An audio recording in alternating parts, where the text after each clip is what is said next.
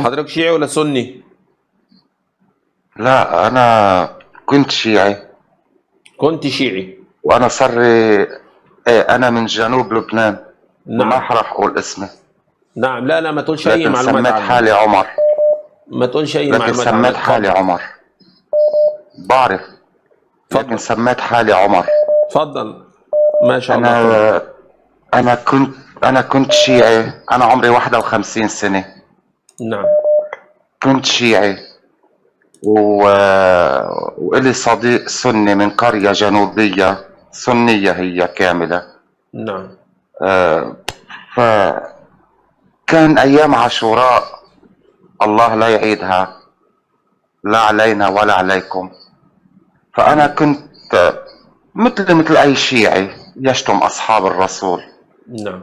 أبي بكر، عمر، عثمان، أم المؤمنين عائشة، استغفر الله العظيم من كل ذنب عظيم. فشفت صديقي هاي عاشوراء اللي مضت من 40 يوم. فقال لي أنا ما بدي منك شيء يا أخي، اشتم مثل ما بدك. لا إله إلا الله. بس اسمع وليد إسماعيل، شوف شو بيقول. أشرف غريب، شوف محاضرات المرحوم محمد صابر، شوف الشيخ خالد الوصابي. قرأت له القرآن الكريم. قلت له أنا شو حاجتي للقرآن الكريم؟ قلت له كيف شو حاجتك للقرآن الكريم؟ أنت اقرأ بس القرآن. صرت أقرأ القرآن واسمع المرحوم رحمة الله عليه محمد صابر، أنت، فراج الصهيبي، أشرف غريب، رامي عيسى. بدأت الشكوك تدخل في قلبي. أنا شو ديني، مذهبي، شو بهالكون ما في إلا آل بيت النبوة؟ لا في. بلشت أبحث، اسأل معممين عنا، علماء كبار عظام نعرفهم عظام. اسأل عن ما تفسير السابقون الأولون. طب هاي بمين نزلت؟ قال لا، هاي نزلت بكل إلا أبي بكر، عمر، عثمان. شفت سيرتهم عجيبة غريبة، ترفع الراس، بتحس حالك عظيم جدا أمام هدول الناس اللي وصلوا دين لهلا. لذلك رحت عند صديقي قلت له أنا كنت كافر ومشرك. صار يضحك، قال لي لا، خليك عم تقرأ قرآن، ما بدي إياك تترك مذهبك. خليك اقرأ القرآن زيادة لتكون على قناعة. رجعت اقرأ القرآن، ختمته بإذن الله 3 مرات.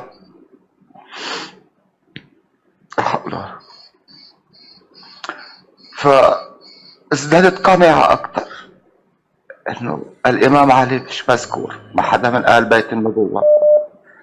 وعلى قول رامي عيسى حشرات ذكرت، حيوانات ذكرت، آل البيت ليش ما يذكروا؟ رجعت عند صديقي المسلم السني الموحد الأصلي الأصيل، فحضنته وقلت له أنا خلص أخذت القرار. قال لي وعائلتك، صلاتك، صومك، شو؟ قلت له الله الحامي، الله ما حيضيعني.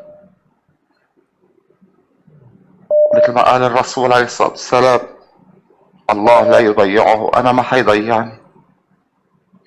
أنا هلأ أعلن إسلامي عن جديد. أشهد أن لا إله إلا الله، أشهد أن محمدا عبده ورسوله. اللهم إني أبرأ إليك من كل ما شمت أصحاب النبي، زوجاته الكرام، أمهاتنا. الحمد لله رب العالمين. الحمد لله. أنا الآن عائلتي أهل قريتي شيعية تتبع للثنائي الشيعي. ما بعرف إذا سامع عنهم، الثنائي الشيعي بلبنان، جنوب لبنان، متحكمين بالكبير والصغير. لا تخبو عليهم خابية، بيعرفوا كل شيء. ما حدا بيعرف عني شيء غير الله عز وجل وصديقي السني. الحمد لله. أسميت حالي عمر، أسميت حالي عمر على اسم عمر بن الخطاب رضي الله عنه وأرضاه. اللهم احشرنا معه واستغفر الله. أنا صار لي أسبوع بحاول أتصل فيك، بدي أحكي، بدي أقول أنا كنت أشتمهم لهدول الناس، أنا شتمتهم كتير واستغفر الله ربي وأتوب إليه. وهلأ شو العمل حتى الله عز وجل يغفر كل خطاياي، كل شيء عملته أثناء تشيع اللعين؟ الله المستعان. التوبة تجوب ما قبلها، يعني الإنسان بيرجع كيوم ولدته أمه. فالحمد لله رب العالمين اللهم إن أنت ما يعني مت على التشيع وما مت على الشرك بالله عز وجل. فالحمد لله رب العالمين. الحمد لله رب. هي التوبة بقى الحمد لله رب العالمين. أكثر من التوبة وأكثر من الاستغفار، أكثر من قراءة القرآن. هيك ساوي، هيك عم بعمل. الحمد لله. ليل نهار القرآن الكريم ما بفارق ايدي. بالاول ما كنا نسمع، ما كنا نقرا، ما بهتم للقرآن. خلص شو بيقولوا المعممين هيدا الصح، ممنوع نسأل، ممنوع نجاوب. والحمد لله رب العالمين. والحمد لله رب العالمين. اللهم آمين. دعاءكم يا أخي، دعاءكم. الله يكرم، ربنا يبارك فيك. السلام عليكم ورحمة الله وبركاته. السلام ورحمة الله. السلام عليكم. وعليكم السلام ورحمة الله وبركاته.